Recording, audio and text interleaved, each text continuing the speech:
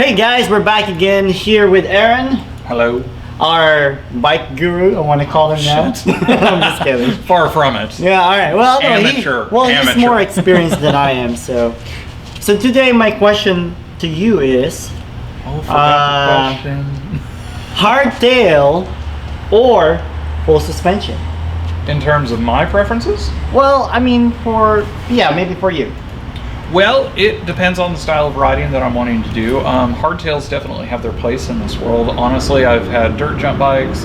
I've had, you came into the shop here, what was that, like last week or something like that? I had a Surly Troll, and it was a full rigid, fantastic bike. Got a hell of a deal on it too. But honestly, I mean, obviously if I'm gonna go ride downhill and stuff like that, dual suspension all the way. Gotcha. And the coolest part about it is you don't even have to have the 200 millimeters of travel that, back in the day it was like, oh, all you can do is downhill with that kind of stuff. I mean, my goodness, there's so many different bikes nowadays that are 150, 160 that are more capable than a 200 millimeter travel downhill bike. Okay.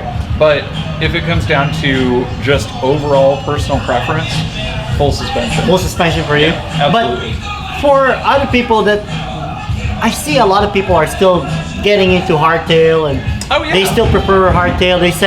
They keep saying, oh, we have more control in hardtail rather than full suspension. I don't know. I don't get that part. You have a better climbing ability on a hardtail because your suspension isn't flexing. You have no pedal sag. It's not taking away from whenever you're pedaling uphill. Okay. Especially if you have like a suspension fork on it.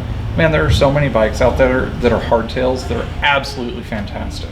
Okay. Like, absolutely wonderful bikes. Well, that's interesting because, because a lot of people are telling me like, oh, well, why did you go full suspension, or why not hardtail, or why full suspension, or they always have this reason, like they try to drag me into either full suspension or hardtail. There are dedicated crowds for hardtail or full suspension, and then there's those weirdos that are on the rigids, and it's just like we don't even talk about them. Gotcha.